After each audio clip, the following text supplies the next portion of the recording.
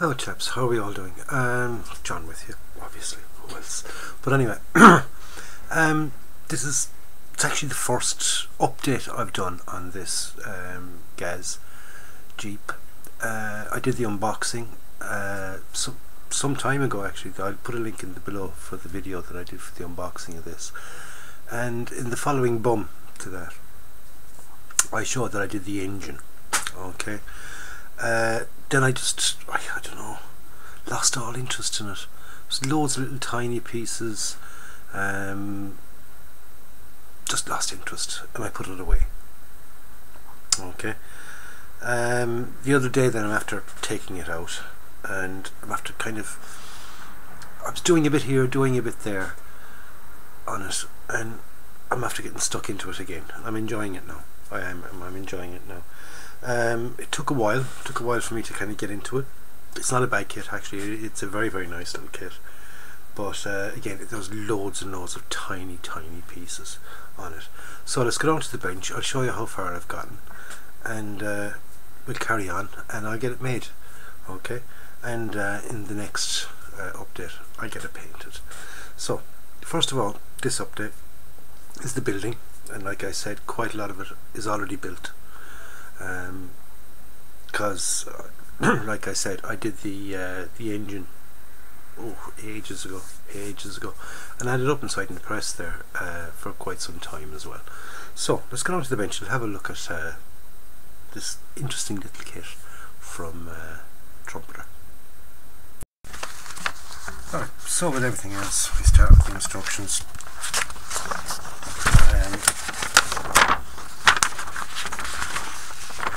As I said, I did the engine. There's quite a lot of little parts there to the engine. Okay, all nicely marked off in green. Then we were into the wheels, and I kind of, like I said, I did a lot of this and I lost interest in it. Some of these parts here, like here with this, okay, where are we?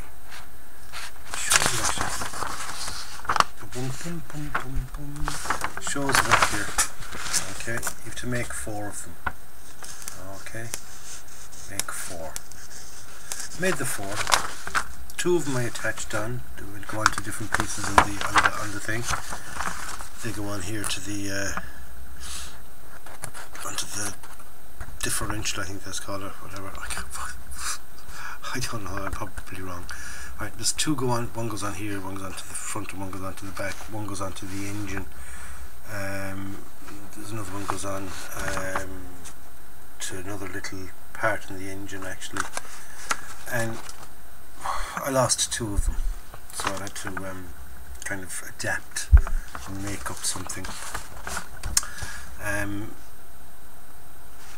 We make up our wheels. This little bar here I'm after losing as well. Wherever I did with it, I haven't the faintest idea, so I'll have to remake that bar. It's just a straight bar anyway, so I get a bit of stretch sprue will do that. Okay, we're more onto the chassis, where suspension parts, fitting the wheels, more suspension, fitting our engine in, and we've got our drive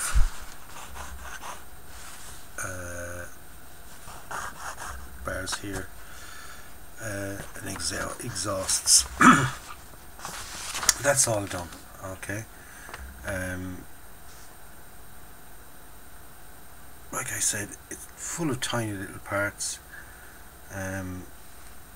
Here's one of those things that I've had to make. I got to redo it again now because it's after moving on me. Okay, but there it is. There's our engine in place, all nicely done up. Installed, our wheels are installed, and everything else. So that's all finished now. Okay, and as far as I know, that's all that's got to go on to the bottom section of that, so I can paint that as a separate piece. Okay, I can get all that painted, so I can just get the little bit of work done in the engine, make it look a bit decent.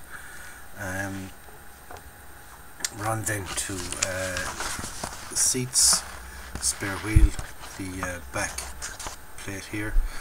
E1, E2 and E1 again here. They're clear parts, so I'll leave them off until after the painting so I can get in behind painted and things. We're fitting the seats, we'll call them side panels. We've got the gear levers, foot pedals, and whatever that yoke there is. Fitting the seats, and we're on then to the bonnet and stuff. I haven't got that far yet, even though I have kind of jumped ahead. When I get the instructions, I kind of jump ahead, do parts not as it tells you in the instructions. It's just sort of as I look through the instructions, I say, well, I can do these parts first, and it's easier then to put the pieces on in a later than do it when they tell you. Less little things to mind, less little things to break off and things like that, right? So here we have it. We have our tub, okay, with the sides on, the back on. Like I said, we've got lights then to go here and here. So obviously that will be, when all that is painted up, it'll be a little dot of red in there, and then I can put the clear parts onto that. What colour that is, I do not know, but we'll find out, obviously. I mean, there's a nice colour guide for the painting there. Seats are in, so I'm on now to the panels and things. I've done the spare wheel. Okay, there's the spare wheel. So the next thing now for me is to get stuck in and put in the gear lever, the four-wheel drive levers and things. We've got our foot pedals, the accelerator and our brake. What we got to get done. We have our seats in. We've got some handles to go on the side. We've got the saw. We're onto the bonnet or the hood, whichever you want to call it. Lights, instrument panel. They appear to be lights as well. I'm not 100% sure. We've got handles. We've got the doors now. The doors come two ways. You can have them rolled up or open. Which way will I go? I don't know yet. We'll find out as we go on. And we've got some more of these loads of little handles to go on. Then we've got, quite simply, just the windscreen, fitting the bottom to the top, the radiator cover, and then we're on to whether we use the hard top or the folded down. Okay, whether we have it folded down or open. I'm going for it open like that with the bars down. Okay, I won't be going for the hood on. So that would be it. It's very little to do, so as soon as I've that done, I'll get back to you. We can have a look then at the completed Jeep, but it'll be in two pieces because, like I said, I want to paint the chassis with the engine and all that. I want to paint that as one piece and paint the top as a separate piece. So then when I put the two of them together, okay, you won't see it from the top, but when you turn it over and things like that, you will be able to see in there, okay, and kind of get to see a few bits and pieces. Whereas if I assemble it and then try and detail paint in there, you won't be able to paint in there properly. You'll see parts that haven't been painted. So it's easier just to do it all assembled. I'm going to have to try and fix that somehow.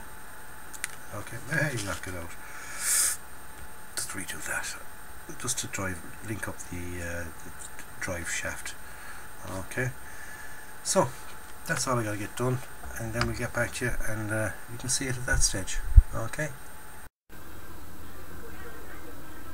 now there we go, construction all finished.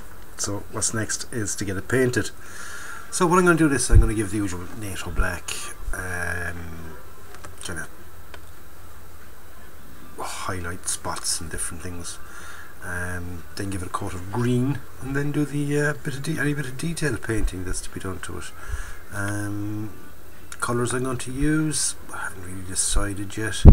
I do have NATO green there, which is a brilliant colour green to use, because you can darken it or lighten it, you know, depending on whatever you want. I know people often go, well, it's not exactly the correct green to use because it's a slightly, you know, it's Russian green is this shade and American green is that shade, and you know, with me, as long as it's green, it's a military green, I'm happy with it, you know. Olive drab is a different colour again. You know, I don't go for having it exactly correct, because like I always say, depends on what condition it's in. Is it new? Has it been out in the sun? Has it, you know, been through different forms of weather, you know, which will discolour the paint. So therefore the actual colour that is going to be, if you know what I mean, it varies. Colours vary. Even within, you know, you can get three brand new Jeeps all out of the factory the exact same colour.